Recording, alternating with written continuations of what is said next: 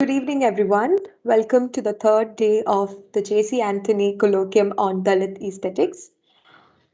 Today, we have with us one of our own, somebody who reads to write and writes to live, as she says, popular by the blog name Ram Lola Ram, our beloved Professor Vijeta Kumar. Anybody who had at least once read or listened to her would agree with me when I say anything she eyes could one day be a metaphor on the paper. Aspiring to write about anything under the sun from cricket to curtains, she is limitless. As a teacher, ma'am always emphasized on bringing the pleasure to the classroom to write and talk about the writers, movies, and her experiences through short anecdotes of her grandmother as well. She always offered the space for her students to express themselves and reinvent themselves. So it would only make sense for a woman like her who ignites a spark in her students to talk about a man who refused to let down the fire in so many others. We welcome you, ma'am, to talk about J.C. Anthony and his works. Over to you. Hi, Swati. Thank you for the very delightful introduction. I felt at various points that this is my funeral and you were reading out a nice phrase for me. These are things that I really imagine people say, and my dead body was always there. But it's nice to know that I don't have to die to listen to these words. Thank you very much. Thank you, ma'am. Happy to have you here. Thank you. Uh, I have I made a small PPT because uh, the man I will be speaking about today uh, I don't want to wing anything today. And that usually because I don't have very much to say about uh, caste that I haven't already said before. Very often when I'm talking about caste, I'm winging it because I can't because it's repetition sometimes of the same things. Sometimes sometimes I don't even know what I'm saying because it's all there. It's not I don't have to say anything new very often. Uh, but I made the PPT today because I can't wing it.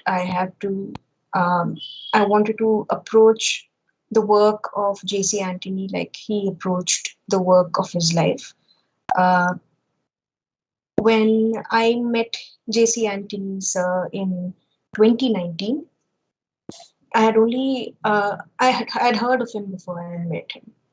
I had heard of him from a friend, G similar, who gave me his book to read and said, you should read this book." He said. I read it and then I contacted Dr. Sylvia, who was also a very close friend at that point, and she said, I I wanted to put together a panel of sorts where I could be in conversation with uh, Sir and talk to him about the book. And it did happen in that he we contacted each other through Sylvia ma'am, Dr. Sylvia, who's here. Um, I asked her if she could bring her father to our campus.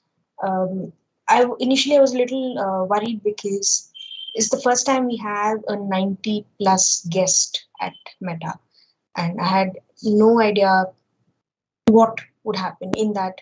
Uh, Usually our events happen in halls like Loyola Hall or Aloysius Hall or something. That was a day when we didn't have any of these halls. It had to be in a classroom. The classroom where we all sit in the department now, our makeshift department, while they renovate our original department.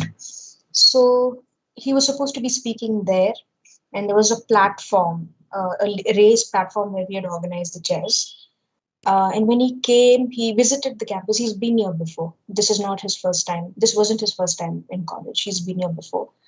He's had a very uh, comfortable friendship with most of the priests in college. He has come before to talk about his book. He came, he looked at the college, and uh, when we went to the room, I became a little terrified because the room was sort of slowly gathering people. Initially, it was just supposed to be like a bunch of students and the three people on the panel, which are the three sisters from third year CPE, um, who had read his book and wanted to talk to him about the book. It was just supposed to be them. I couldn't put myself in the panel because I thought it'd be fun to watch these young people with him.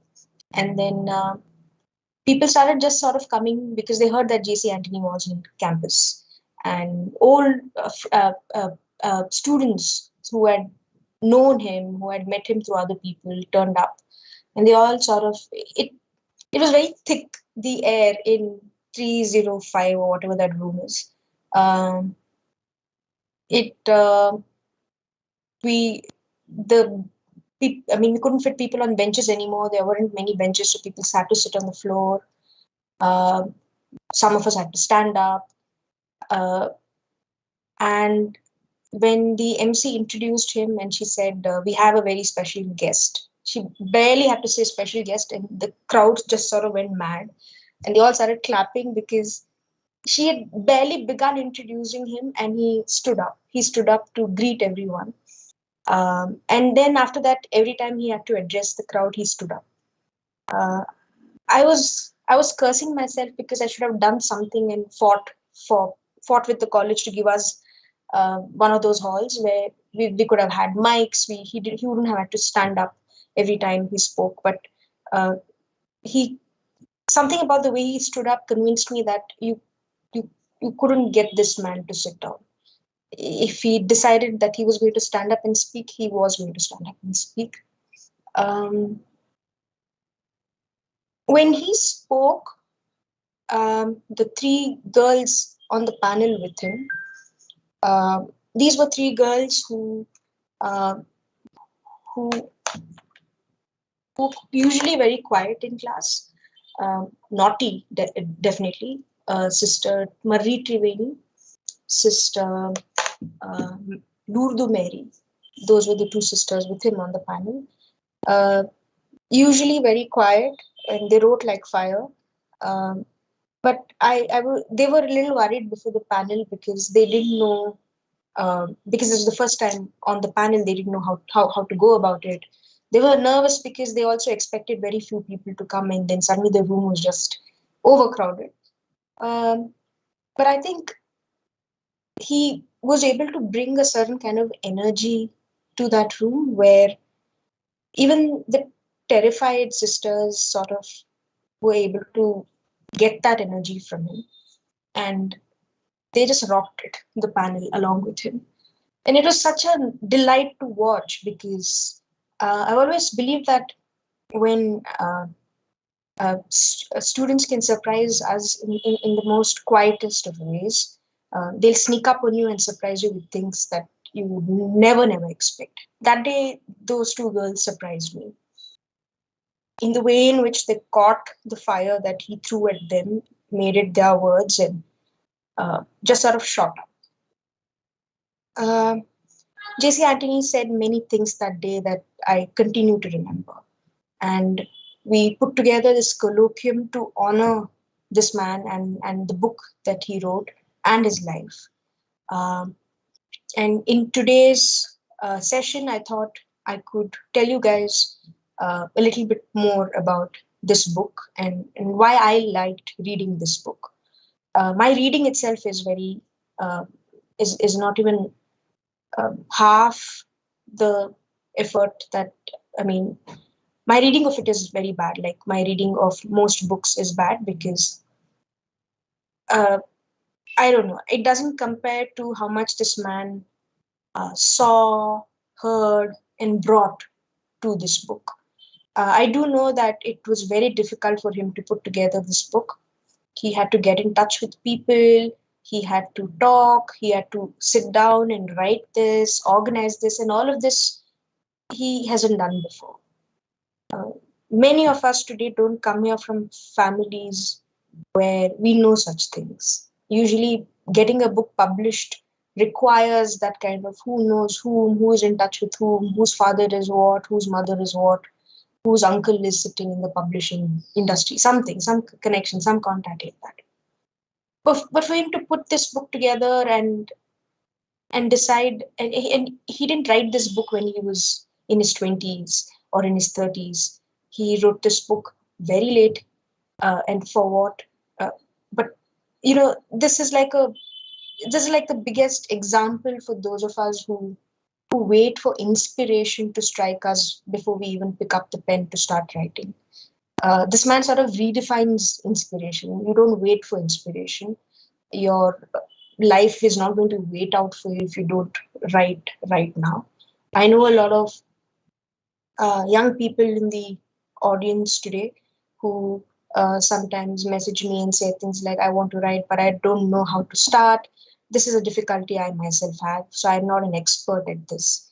But reading this man today was such an answer to this weight of inspiration that will never come. And if he can do this in his 80s or 90s, who the hell are chille pille people like you and me who are complaining about writing? Uh, there were many publishers who didn't want to publish this book because they thought it was not very organized and such. He went against everyone and published it himself. He didn't give a damn. He wanted this book out, and that's why it's out. Uh, it's this is, I think, the lesson to learn from this, from this book, that like what Sujata Gilla said on Monday about, I am not a writer, but the story made me a writer. I think it's the same spirit that moves most of us, not to call ourselves writers or not to write because we don't know what else to do, but because we have a story, and the same thing that even Jay Singh said yesterday is that I was the first person in my family to hold a camera. If I don't tell my story, who will?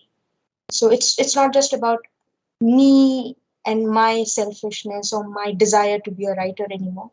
Uh, you have the gift, even if it's not a gift, you bloody well open the box and start writing. That seems to be the message he sent us through his book.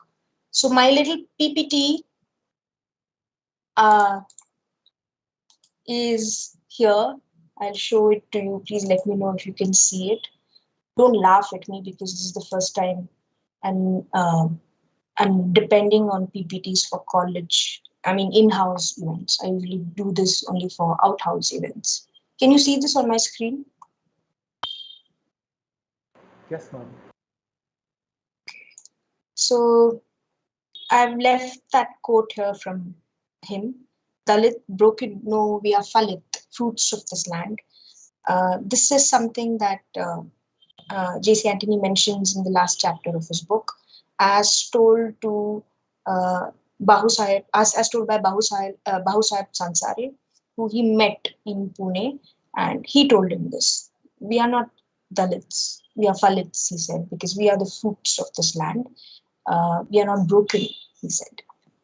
Um, so that's the.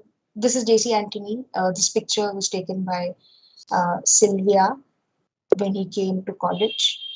Um, that building was still under construction then, so you can see those scaffolding things there. Um, there are a couple of things I really enjoyed about this book. One is that he is tireless about, he's tirelessly working towards pride. This idea that so much of uh, the stigma today around caste is a sense of shame, and not just today, from all time, from eternity, as it were. Uh, he, for a long time, like many of us, wasn't able to figure out why there is this sense of shame associated with us, with him. He couldn't tell that people weren't just responding to dark skin, but they were also responding to his caste. That his caste was the problem for them. In that, J.C. Anthony mentions in a couple of chapters from the book where he talks about how in school when his grandfather had to come and visit him, uh, and he found out that his grandfather is at the gate. He ran quickly towards the gate to meet his grandfather because before his grandfather could come in and meet him, because he didn't want people to know that the that that that this is the caste we come from, and that the dark skin will bring that sense of shame into his school. And he says that I'll never forgive myself for feeling that way about my grandfather, because I didn't know then that what I was I didn't know then that this isn't something that I need to be ashamed of. This is something that you need to be ashamed of, not me. Uh, Earlier in the book, he also says that um, at one point he says that his daughter once had told him about something similar that happened in her school, which was that when her grandmother used to come and give her lunch, uh, tiffin dabba in the school, like many people's grandmothers or mothers or grandfathers would come uh, at noon. So when she went to pick up her lunchbox, and the girls kept sawing the same woman come every day, and they said, "Oh, is that your servant is here?" They said, and these kind of instances where people very quickly arrive at these decisions, arrive at these conclusions without without even thinking for a moment. How easy it is for people to live in their own world of bubble without recognizing that others are sort of harmed by the world in which they live and breathe in. He talks about it. He talks about it extensively. He talks about his school life and why that shame at one point had to become pride for him. Uh, so much of the shame that he felt in school wasn't shame that he came with. It was shame that he was made to feel by those around him, which is what happens to many of us today, where uh, I used to think, even though your family may not tell you what caste you belong to, or that there is, that you are this, you are that, you have to be prepared. Even though they don't tell you things like that, when you step outside, there are 100 people waiting to show you who you are, and not always in good ways. He wrenched out that shame, sucked it bone dry, and was able to give it uh, an emblem of pride at one point. So, this book documents that journey from shame to pride. When he says emancipation, that's the title of his book. He says the title of the book is my Adi Roots, Emancipation from Caste Stigma. And there he says, for a long time, the word Adi, the caste, the community that he refers to is called Adi Dravida, and his family came from the community of Adi Dravidas. And he says, for a long time, the word Adi was used like a slur. Uh, yeah, these are Adi people, like that. And he says that at one point he deliberately to dissociate it with the word shame and these are Adi people, and he tried to uh, figure out what the word Adi meant. So that was his moment of curiosity. He wanted to go back and find out what the word Adi means. And when he found out, it gave him a sense of pride, because he said that it gives me the sense of having been here long before any of the other Brahmins were. Gives me a sense of having been here long before this is my land, is what he gets from the word Adi, he says. Indigenousness, the fact that we are the original people to have been here before anyone else. And so he says the term Adi gave me a sense of emotional connectedness and pride. And this journey is what he takes us through in the book. Uh, a couple of things that I really also enjoyed were there's a certain kind of strong relationship with language that J.C. Anthony has, in that um, all his sentences are like someone is doing push-ups, in that they are so you can sort of you can trace the discipline with which these words are landing on the page. There's a certain muscle kind of movement involved in the way he's writing. I'll show you some excerpts from the book itself, and you'll know what I mean. The sentences are precise, uh, and you will get the sense that you're talking to someone who was born in the 20s, in the sense that uh, he will not. There's a certain kind of discipline where he won't leave any sentence unfinished or any thought unfinished. He will go all the way to explain what he meant, and you will get the sense that you're talking to this man face to face, and he is sitting exactly the way he's standing here, with his full sleeved shirt and belt and footwear. He will sit like that and talk to you. That's the kind of sense you get when you're reading this book. There are some words that I haven't seen used in a long time. Words like espied, which I learned the meaning of only today. It means to catch sight of.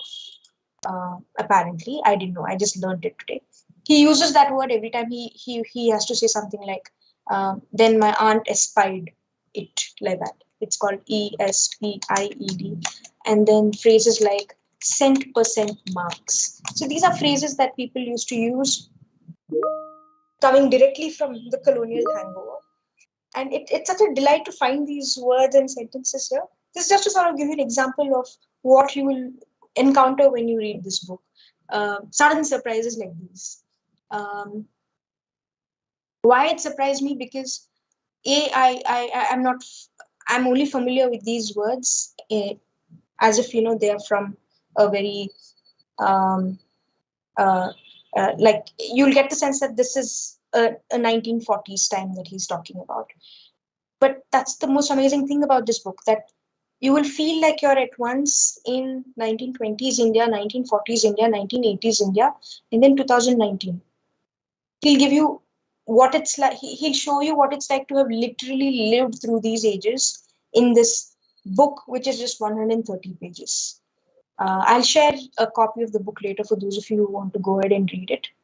I've just realized that I don't have my tea with me and I'm very thirsty. You'll have to excuse me. I'll just go bring it.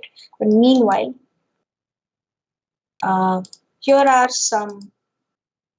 Uh, just read this sentence, and you'll see what I mean about uh, the terseness of the sense of someone doing like severe push-ups. Just look at this paragraph, and you'll know what I mean. I'm going to read it out also. Just give me a moment.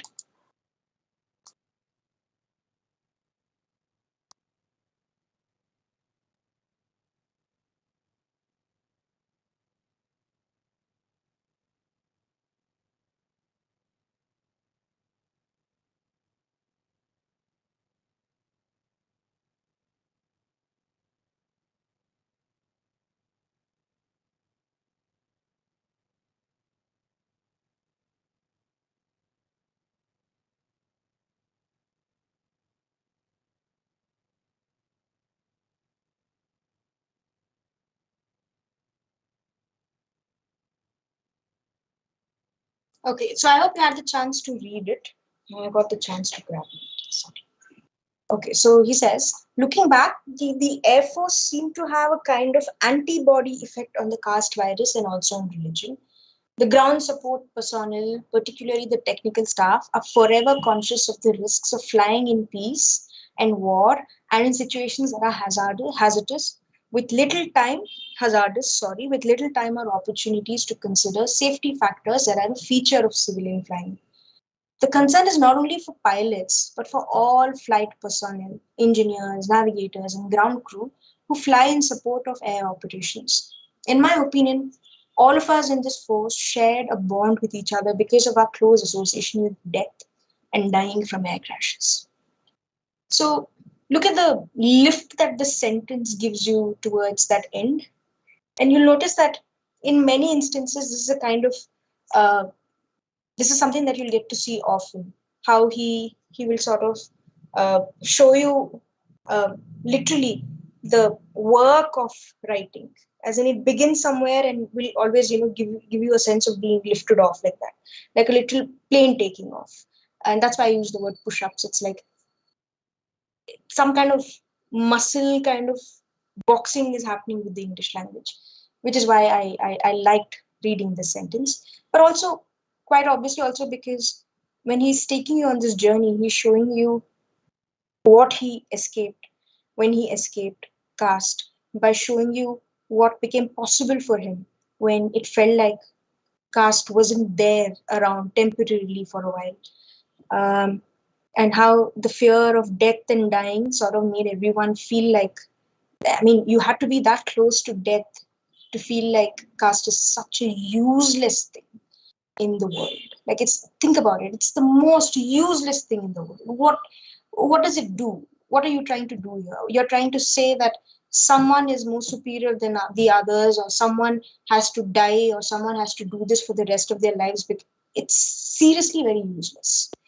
And you sort of see the uselessness, and but yet the strength, and why it's able to affect so many people from different parts of India similarly, is why people like caste so much, or like to think about it so much, or expect it to give you something. um, so here I thought I'll introduce you to the man again, the writer and the cool dude, calling him cool dude because of this fun bit he did with that sentence. So this is a work of what people will call autoethnography, and as students of autoethnography, many of you here will want to read this book to see the kind of attention he gives to details. In the very beginning, he uses the term word of mouth, and he says much of this book was written through stories that were passed down to me and what I was able to assemble from word of mouth, he says. And now, word of mouth doesn't mean it didn't happen, it means it happened. And the record of it, primarily, the I think at the crux of autoethnography is this heart of word of mouthness, in that the ability of people to tell stories and someone else to gather these stories is at the heart of any kind of autoethnography. Um, so, word of mouth, again, another example of an expression he returns to again and again. Um, so, I think a lot of the a lot of the ethnography that has gone in the book, it'll also show you a lot of legwork. Like, at various points, you'll see him saying things like, "I tried to contact this person, but they no longer live there. I went there, but there's nothing there." So he has literally physically moved, I mean, gone to cities to get in touch with old friends, to, and not just for the book, but also after he retired. There are many instances in the book where he'll say something like, uh, the entire family has shifted base to Pakistan, and I don't know where they are now. um, I wrote a letter, but I never heard back. He was So you see that this is also a man who who's constantly getting in touch with people after having spent so many years in the Air Force, returning to a life with where there was no Air Force, there was no job as such, but this constant state of getting in touchness is something that is present. And this is also how ethnography and autoethnography happens. Getting back in touch, what Sujata Gilla explained, to go back and talk to people who knew these things, who had these stories, is also a big part of autoethnography. Um, so that's what I mean by legwork. Like, there's some solid legwork that has gone. At one point, he says that he made friends with a Tamil Muslim man in 19 in this was just around the time of partition. And he was friends with this Tamil Muslim man, and um, he was one among the very few friends he was able to make there um, during his first few years of training at the Air Force camp. Um, and he points out that this Tamil Muslim man had decided to go live in Pakistan, even though he lived in Tamil Nadu, which was back then not Tamil Nadu, but whatever. So he was very surprised to find that partition. Like when we talk about partition, it's very rare that you'll encounter uh, it having affected South India in any way. In that you won't. So this is very strange for me to learn that this Tamil Muslim man had decided he doesn't want to live in India, and he was also a a convert, as in he converted from Hinduism to Islam because he was tired of the way Brahmin priests were pushing him around in South in his hometown. He was a Dalit, so he converted to Islam and wanted to leave India and go and settle down in Pakistan. And he said, "I've been given a golden opportunity. I'm leaving this country for good, and I'm running away." And JC Antony said he chuckled when he thought about this man. Later, those people were in touch with each other. So JC Antony kept writing letters to him when he was in Pakistan. And that man had a very funny way of asking, "Are you well?" He used to say, "Are you in the well?" So in the letter, apparently, he said, "I am in the well. Are you in the well too?" And apparently, JC Antony replied and said, "I am also in the well. How are you? How are things with you?" And he never heard back after that. Some bits of the book for people reading it to expect a lot of anecdotes, you won't find many anecdotes. What you'll find is this very business like transaction with documenting his life. Like this happened, and they're like, it's all divided into neat chapters. This part of my life is in this chapter, and he's not just documenting his life, he's documenting his community's life. So in the first chapter, he writes about the history of conversion in his family. So the first person to convert in his family was his great grandfather, who until then was what is called a pujari at the Mariamma temple in Matigiri near Hosur, Tamil Nadu. So he says that it was you've never heard. I mean, it's very rare that you'll hear of Dalit priests.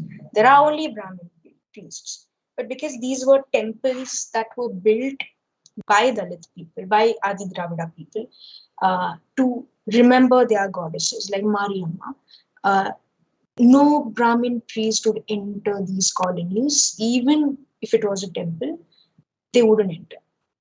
They would go do anything else, but they will not enter. So the typical caste role, which was of Brahmin priests to do the pujas, because they wouldn't step foot in a Dalit temple.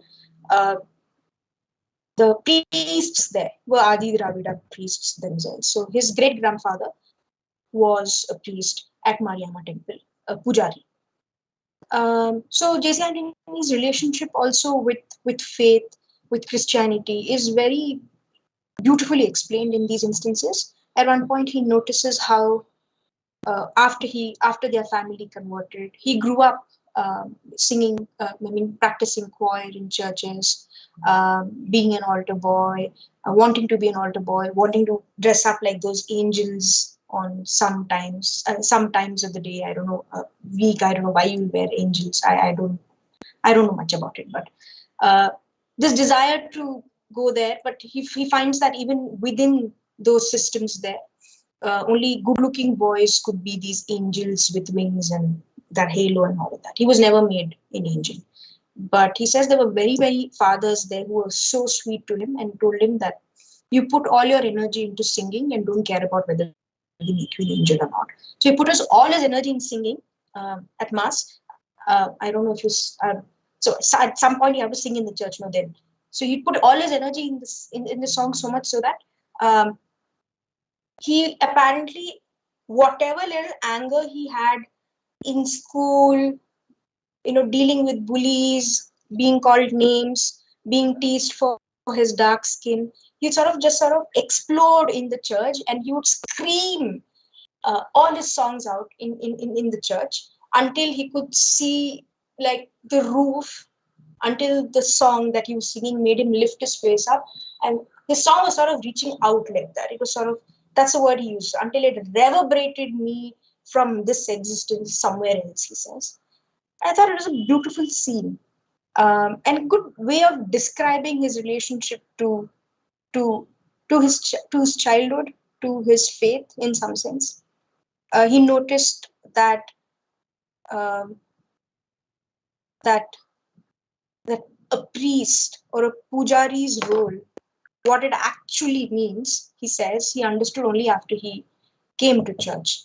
Uh, and he noticed that Brahmin pujaris have a way of touching you or not touching you, in the way in which when the then president visited Tirupati and people had to clean the premises after he visited because a Dalit person had visited the temple. These are ways in which people kept you out of temples, in the ways in which people didn't want you at temples. Uh, so he says that when people practice untouchability so openly, how can they call themselves messengers of God? He says, and that same kind of the realization that a priest's job is not untouchability or touching you, not touching you, or showing you that they're not going to touch you. No, that you welcome everyone with open arms if you are a messenger of God. And that, he says, was something that only the priests that he later went to showed him what the actual work of a priest is, he says. This, again, I found very, very fascinating. Um, the story of conversion in his family is very funny. And it's one of the, like, when I read it, I just started howling with laughter. So basically, the first person to convert was his grandfather.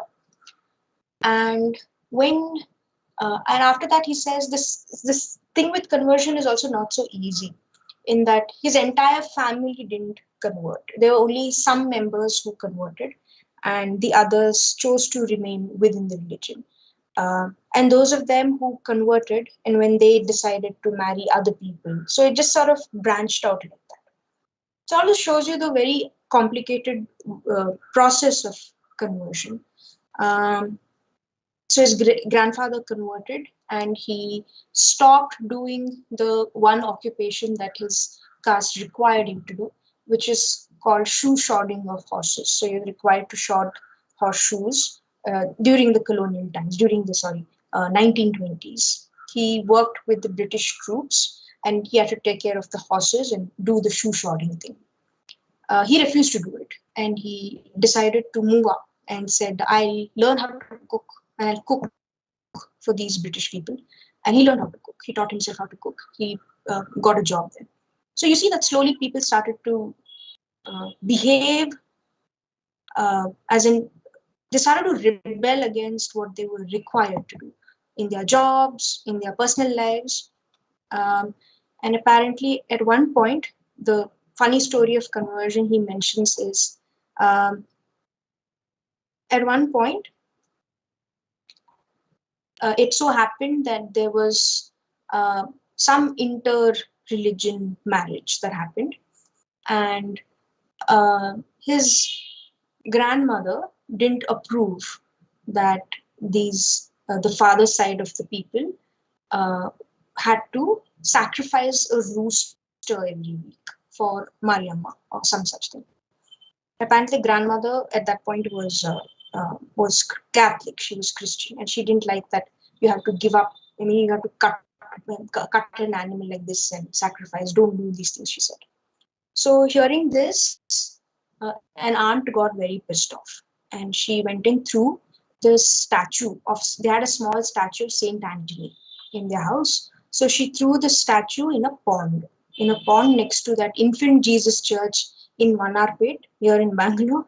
There was a small pond there, it seems. So she went in through the statue. This was in 1920s. Okay.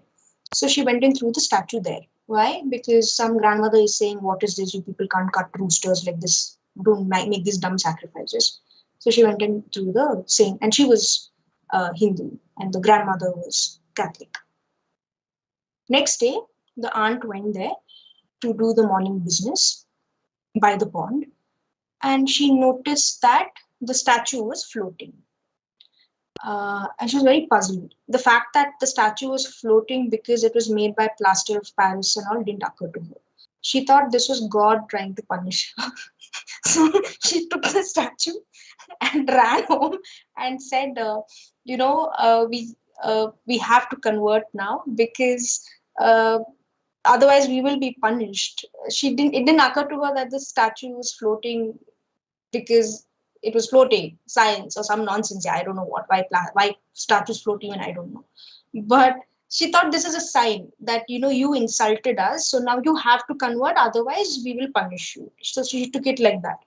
And then the whole family converted, saying this idiot child has gone and dumped the statue of Saint Anthony in the pond. Now we have to convert. Now we don't have an option. So they all converted, it seems. And you'll find that these anecdotes are said with such terseness, almost like he's reporting it very technically. And he said, "Yeah, that's then we converted," like that. He says. Um, uh, at one point, when he's talking about the effect of conversion on his side of the family, he shows you what happened when people converted. He said, on conversion or to Christianity, the economic status of a cook, a driver, or a sweeper remained the same. What changed was a sense of dignity and self-respect that came, he says. And this is quite palpably something he noticed in all his family members who had converted, that people don't convert for money. And the slur that people often use for Dalit Christians, what they say, rice bag, you sort of see how JC Anthony is unveiling this mountain of insecurity behind people who use the term rice bag. Uh, your religion is so dabba that people converted, not because of a bag of rice, but because you couldn't give them one goni chila of dignity or self-respect, and that's why they converted. Where did rice come from? Where did rice bag come from? Look at the actual matter. The actual matter is you couldn't give us respect, you couldn't give us dignity. So much so that a Dalit Muslim thought that he would be more at home in a country that you call is your enemy than here. So in these instances, he sort of shoots the arrow right at the bullseye. Um, that when people convert, uh, you are bargaining for something that you haven't been given in your life. And that image of a boy singing in a church to be able to get back at something that wasn't given to him, to arrive at a place where he should have arrived at, with or without caste, or whatever hell it is an image that I'm deriving when he talks about conversion and what it did to his people. That the dignity that was offered to them, that should have been available otherwise also wasn't there. So this is also something that he documents very carefully. Um, I told you about the school life and the getting over shame bit. After he discovered his roots, there was a way in which that shame had to become pride, because he just couldn't live with feeling ashamed all his life. Um, Oftentimes, people believe that once you convert, you're not a Dalit anymore, or you're not an Adi Dravida anymore. So, why do you call yourself Dalit? The word has become so, as in, at one point, your government was wondering whether they have to ban that word. At another point, people get upset if you use the word Dalit because it means broken, apparently. So you have to not use the word broken, um, because you are the one reinstating caste, is what is argued. That you are returning people to caste when you use the word Dalit. Um, People also believe that if you keep using the word Dalit, you will become Dalit, even though you shouldn't be, or some such senseless thing. I have a few excerpts to show you what I mean. In 2017 or at some point, some fool on Twitter said this something, in response to some thread that Sujata Gidla had posted.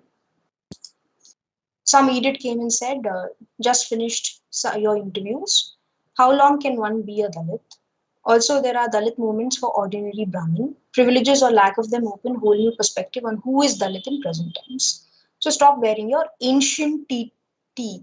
I don't know what that means. Ancient TT today. Yappa. That's the exhibit number one. Exhibit number two, you're no longer Dalit, much less an untouchable. I don't practice untouchability. No one in my family does. Casting aspersions, stereotyping, and sweeping allegations must end. Hallucinations are not real. Thanks.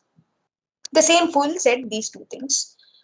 This was also at a point when the Savarna Brahmin Hindus of Twitter were starting this movement called Dalit Brahmins. Brahmins who are Dalit or some such things. They thought that because they were poor, they were Dalit, and that they started using the word Dalitization as a metaphor for anyone who can be Dalit because they don't have money. So this is a movement that was started on Twitter in 2017, and this guy was following that very closely. But I find his question interesting here because this is something that most people seem to think and acknowledge. How long can one be Dalit? Is an interesting question. It's a stupid one, but it's interesting because he's assuming that people magically stop becoming Dalit at one point. As if it's like one button that you can press and you can't be Dalit anymore. Or as if it has something to do with money, which is what JC Antony pointed out. That with conversion, your money situation didn't change. So it's not about money. What you got in return of conversion was a certain sense of self-respect, a certain kind of dignity. And here people are believing that you can stop being Dalit automatically if if 50 years pass, you're not a Dalit anymore. If your parents were Dalit, you are not a Dalit anymore because you haven't lived through what they did. Um, when Ambedkar said that caste is a state of mind, J.C. Antony uses how caste is a state of mind.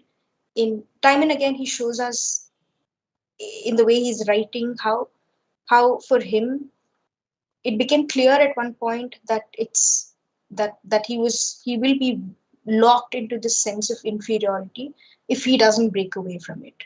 So this is what he said at one point about uh, how caste was holding him back. This was uh, much after his school, when he lived through a lot, but he's saying that he didn't overtly feel the effect of caste, and this is something that I've noticed that that people do in response to what their parents have to do to bring them here today. He often talks about his great grandmother and grandmother who wanted very badly to see young people in their family become doctors. There's also a very touching moment where his mother, he says, who didn't know how to read, didn't know how to write, but dreamt that her granddaughter will become a doctor one day, and she will be the person to treat her. So at one point, the grandmother had to be admitted to St. John's Hospital, where her granddaughter was studying. Uh, so when she came there to look at her grandmother, the grandmother said, "See, that's my granddaughter. She's a doctor." Uh, but this desire to see someone in your family see the young people in your family become doctors and engineers is something that they struggle to do. They strive for. They're not striving to become doctors themselves. They're striving to make their children doctors in the hope that their children will be able to get a better life, something that they didn't get. So when Jesse Antony says, even though he didn't overtly feel the effect of his caste, look what he says after that, which is what I find again fascinating, not just in terms of language, but also in terms of what it makes clear for you. although it consciously existed as an inherent, silent part of my own consciousness, and as a subtle shroud, blurring the way I was viewed by others. It's a beautiful sentence. It's very poetic also. Look at what the word shroud is doing here. This is not a shroud that he is wearing. It's a shroud that other people are wearing. You are wearing because you see him like that, is what he's saying. There's a subtle shroud blurring the way I was viewed by others. It didn't blur the way he viewed himself or the way he viewed the world, but it blurred the way he was viewed by others. In these sentences, there's a very Baba Saheb Ambedkar like precision with language and with words and what he will make them do. Uh, this is also a very good response to this idiot on Twitter and the many idiots who believe that you stop being Dalit at one point. It's not something you can stop or turn on. It's a state of your mind. This shroud is something that this religion gives you, and you wear it, and you look at the world with that shroud. It sort of limits your understanding, your worldview in one way, but ultimately the consequences are borne by not the people who wear the shroud, but the people who are seen, who are viewed by others in that way. Uh, this is from a chapter where he talks about his Air Force life. There are some fun bits here and there from his school life and from his Air Force life that he mentions. The friends that he made here, uh, he made some good friends here. He also narrates some very funny stories from his school life. One such story is when he was trying to learn English in school, and uh, a father, a priest, came and said, "Why don't you read the sentence out loud?" And he was a little terrified. So he thought he'll just read it quickly and get it over with. The sentence was, "What could he do?" And JC Anthony said, "What could he do? What could he do?" Like that. There were a bunch of Goan Konkani kids who were sitting in the back. And apparently, in Goan Konkani, Kodido means what have you made for food or something. And those people said, Sheet Kodido means we made rice. So for a long time, his nickname in class was Sheet Kodido. And long after he returned to that school for some inauguration or something, the priest there said, "Oh, I remember you." He said, "Yeah, my name is JC Anthony." He said, "What JC Anthony? You're not JC Anthony, you're Sheet Kodido," he said. And then he ends that sentence with like 5 exclamation marks after that. So these are some ways in which he's sort of also giving you multiple scenes of what it was like to have been a student in that school. At one point towards the end, J.C. Antony uses this poem to talk about how in the Air Force, for him, his Air Force life, for him was a different kind of conversion, where it's not that caste didn't exist there, but that because they could die at any given time, they were also fighting during the World War II. It couldn't it wasn't something that they were actively thinking about. Where's the question of religion, caste, language as we attend funeral parades, burials, and fire lighting together? These emotions are reflected in the extract from the poem titled Ballad of Sir Pratap Singh by Sir Henry Newbolt. My caste, know thou that there is a caste above my caste or thine. Brahmin and Rajput are but dust in that immortal line. The caste of all our earth's noble hearts is the right soldier's faith. I never thought that I would be able to read uh, a book written by someone who worked in the Air Force or the Army. I used to associate for a long time working in the Air Force and the Army as a kind of uh, patriotism that you do it for your country. And I that's why I didn't necessarily think of it in uh, very exciting ways all the time. I used to think that there's a certain kind of jingoism involved when you want to go and kill someone else and things like that. Uh, what J.C. Antony gives you in this book is another way of understanding uh, what you thought you understood. It's also another way of understanding a country which is different for different people. That not everyone does or joins jobs or certain things as a way of representing the country. For him, it was a way of coming out of caste. It was a way of leaving that behind and entering a world where he didn't have to worry about it constantly. And it did work for him, however long it worked for. And I was surprised by how much I was able to uh, learn from this man's life and his book. Uh, Eventually, I think what he proves is that that journey from shame to pride is possible, and that what he said about this emancipation came to him very late in his life, but it is a very uh, but I think it's in the writing that he arrived eventually at embracing it wholeheartedly. Um, and this I find uh, very interesting, that there's nothing forceful about this journey from shame to pride. It's uh, I think writing this took him there quite naturally, and writing was an excuse finally for him to feel in his every ounce of body the pride that he wanted to feel when what he was instead feeling was shame. So this is the story of J.C. Antony. I have not even barely scratched the surface. The book is just full of these. It's very life affirming to read this book, because it sort of gives you, it makes you look at things that you think you had already looked at and understood. So yeah, that is J.C. Antony for you.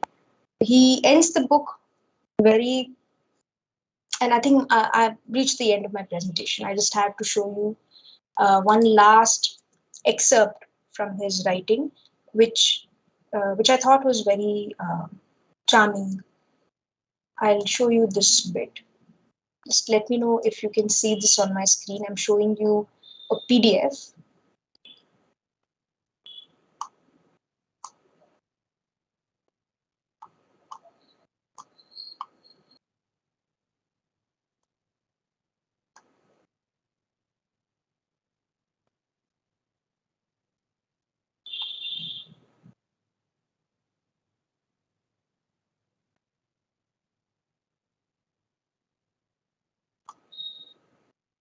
Okay, let me know if you can see this on my screen.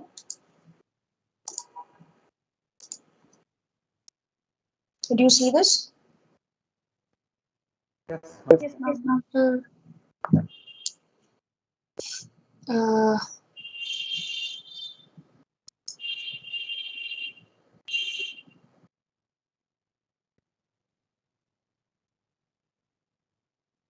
for me, the first and most, this is what he says towards the end of the book. This is one among the final chapters in the book. Uh, for me, the first and most important step was to be proud of my ancestry, and this gave me the confidence and emotional strength to overcome the inferiority complex imposed by labels of untouchable and outcast. In my case, the emancipation from the karma caste complex has taken me years and has taken place in stages. The karma caste complex is the belief that, something that he says that one part of his family believed in, the one that didn't convert, that they are born into this caste because they did something bad in their previous birth or something like that. And karma is usually based on that, the idea that uh, something you've done in your previous birth, blah blah blah, whatever. Uh, these stages are not compartmentalized but merged into one another through the events and the interactions with people at various levels. With self pride came self respect and self esteem, gradually enabling empathy with my own family and my own community, enabling a change in the mental attitude of Adi people at the individual and family level is not easy. The belief in fate, commitment to rituals, and superstition are stumbling blocks. Um Years ago, I used to subscribe to a magazine called Psycho for intelligent people. One issue carried an article, The Three B's for Success, and analyzed how birth, beauty, and brains were the keys to success in life. I internalized these in my own life and realized that the progress in school, encouragement by my teachers and boarding masters gave me the confidence that I had brains. About beauty, the hurt of being jeered, ignored, and belittled because of being dark skinned got submerged in the confidence of being in good health, with a wiry constitution and alacrity that enabled me to make a mark in sports. While in the Air Force, my unit team had won a hockey tournament, and we were introduced to the then Air Vice Marshal Arjun Singh. I was introduced as someone who was good in hockey and cricket. The Air Vice Marshal looked me over and said, "You don't look like that, my man." My response, "Sir, that is the mistake my opponents in the field also made," brought out a laugh and a big pat on the back and a shared drink. The last B for birth was my Achilles heel. Overcoming this inferiority complex took a long, long time. The word Adi, prefixed to my caste, and its meaning, ancient, old, original, gave me an inner pride that anchored my emotional and social relationships. Throughout my years at school and as a young man, the pride in my ancestry was always lurking in the background. I didn't have the courage to rebel and assert my identity, so I avoided conflict by playing second fiddle to my high class caste colleagues till quite late in life. One factor that nurtured the pride in my ancestry was the exposure and urging towards patriotism. In my school time, the English syllabus included two poems, Breathes There a Man with Soul So Dead by Walter Scott and The Soldier by Rupert Brooks. The basic theme of these poems was to extol patriotism of the British. The exposition of these poems by Father Donnelly, my English teacher, kindled the roots of my own ancestry. The Irish in Father Donnelly instigated the Adi in me as fundamental to my Indianness. Dear Adi, people each of us have, in some form or the other, everything that is required to make a success of our lives. Why then are we what we have become? We can regain pride in ourselves, our history, and our heritage only if we free ourselves from the slavery of our minds and from the notions imposed by caste. This freeing of our minds can only come from within us. It's like a powerhouse of words here that J.C. Anthony gives here. Uh, the final chapters of the book are all like this, in that they shoot you with the desire to not sit still and to stand up and do something like he did every time he had to stand up and ask a question that day. So I hope you read this book and see what JC Anthony was able to do here. And I thank Dr. Sylvia for sharing this book with us, the world. We need to read it and return to it every now and then to remind ourselves of what is possible when uh, we pick up the pen and write. Thank you very much. I have to stop talking now because I'm very tired and I'm sure you also want to leave. I also want to leave. If there are any questions though, you can leave your questions in the chat box.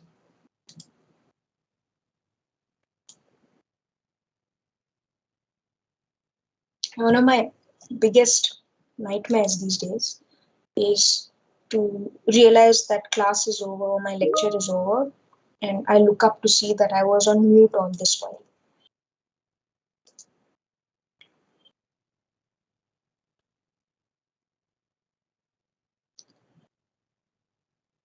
Does JC Anthony, wait, let me, okay, I have a comment here, let me see.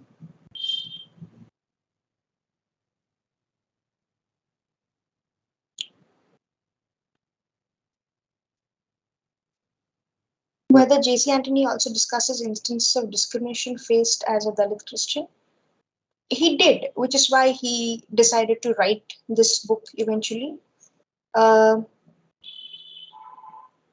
he does mention them. He does talk about how conversion, although is like a tool of sorts, because see, when you convert,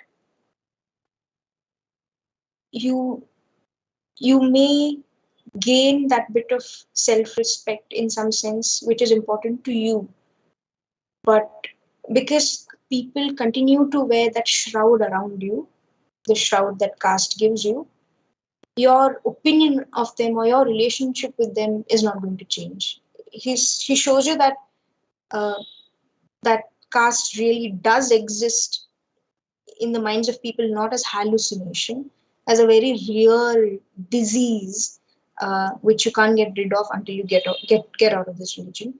Uh, he mentions instances where the color of his skin usually became a marker after a while for him to not for him to receive a certain kind of mistreatment from very often altar boys or priests, some priests, he says. Um, at one point, he talks about the work he did after his Air Force and how the Brahmin superiors in this company, in this institute, treated people in the reserved categories as unintelligent fools. And he says that whether the fact that he was Christian didn't stop them from treating him like a reserved category fool, that they continued to uh, imagine that and believe that he was stupid and I mean, everyone from the reserved category is. So he does talk about that in a chapter titled After the Air Force or something. I hope that answers your question. If you have any other questions, you can leave it here on the chat box.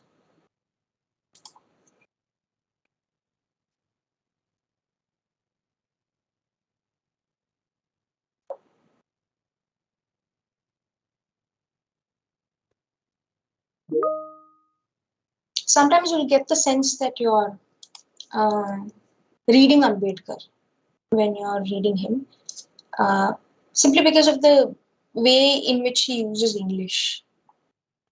Um,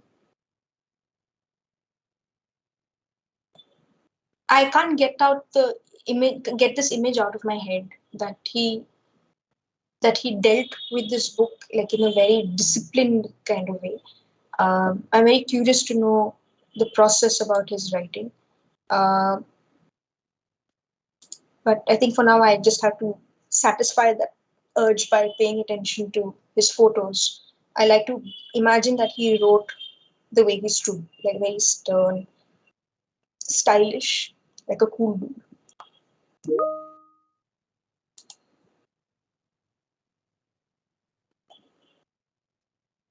Swati, darling, I think we are done. Hi, ma'am. So we have some comments in the chat box. Ankuna ma'am says, no question, just want to say thank you for this and for everything else in the spaces between. And we have Minnie ma'am. I remember sitting in classroom and listening to JC Anthony. I admired him for his energy and his unbroken spirits then. I continue to admire him in all that he did and was able to recount in his book. Thank you, Professor Vijeta, for bringing it all alive. Thank you, Professor Mini, Professor Anquina. Thank you so much, ma'am, for hooking us exactly to those points in the book that will make it impossible to resist picking it up. Yes, and we have Anushka also saying, ma'am, are there any other moments of pleasure that you read and felt while reading the book that you continue to carry with you today? I selfishly wants to know more. Yes, we all do. Uh, for me, uh, what I took away from this was that um, see very often okay, see, my biggest secret in life now is that I decided at 16 that I'm a writer. That even though without having written a word, I'm a writer, I wanted everyone to call me a writer. And I'm 34 years old now. I haven't written a book. I keep telling people I'll write. I keep, uh, there is one editor that I'm hiding from, and I keep telling her, no, no, I've started work on my book. It's done. It's over. Like that, I keep saying, but I haven't done anything about it. I don't think I'll start writing anytime soon. But reading this was like a kick on my bum, because it's pretty much saying, see, it's pretty much like that stone that Jabya throws, which I've said often all the time, which I keep talking about all the time, that if a, a 90 plus man is doing this, I have no excuse to sit in my hollowness, in my royal highness, whatever I like to call myself, and act as if I'm a writer. And that kick in the bum is a very pleasurable bum because he's doing it out of love, he's also doing it out of irritation. That uh, do it. And I think sometimes we want to hear it, even though we know we should do it, we don't do it. So, that became a very pleasurable part of reading this book for me. That kick on the bum. Thank you, ma'am. So, while you were talking about the thirst in his writing, I also felt like there was some kind of reclamation of his identity, what some using vocabularies that have been used for generations to insult or shame people, like Adi. So, is there something from the book or as a reader and as a writer in your life that kind of gave you a sense of emancipation? For me, Yes. writing is the emancipation. I uh, it brought me a version that I can uh, that I don't have to pretend very much with. In that, eh, you know how people think that there are many versions of ourselves, that you don't want some side of you to be shown to anyone else because it's either very insecure or jealous or not nice. Uh, Writing is my emancipation because it gave me a version where I can be all these things and still want to be better. Uh, Writing about my grandmother, writing about my family is a way of uh, emancipation. It and not just about family history or caste itself.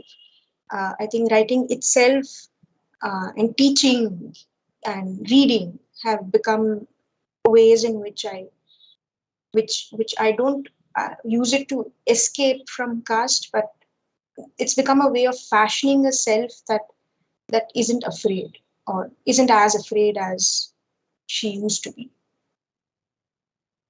Thank you, ma'am. That was lovely to listen. We have chat box full of congrats and people says you made it beautiful, Vijeta. And Drishti ma'am asked if you would share a copy of the book with us. I have a copy of the book. I'm trying to figure out how to post it here. What I'll do is wait. Usually there's an attachment button, no, here on the that attachment is detachment. I can't find it anywhere. Never mind. I'll what I'll do is I'll share the book on. Hey, we can. I'll check with Sylvia if we can get copies of the book. Dr. Sylvia, are you here? She was here. She's here. We can. We'd like to buy copies of the book if you're here. She's not here. I'll check with I her. am. I can check about Yeah, copies. we'd like to buy copies. So I'll check with you on that later. So we Yeah. can. Thank you. Thank you, ma'am, for a lovely evening.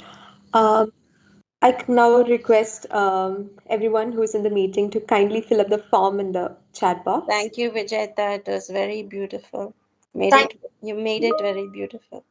Thank you, Sylvia, for coming. Thank you.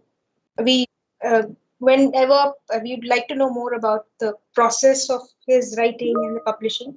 I remembered some things you had told me about how he had to struggle to get this published. So I spoke from what I knew there. But whenever it's possible, do come offline when we reopen and tell us more. Sure.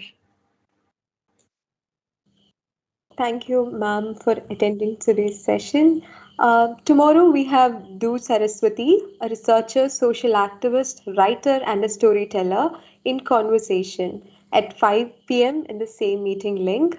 Her session is titled Kate Kelona Bunny. Let's listen to stories. Hope to see you all there again. Thank you for coming today. Thank you.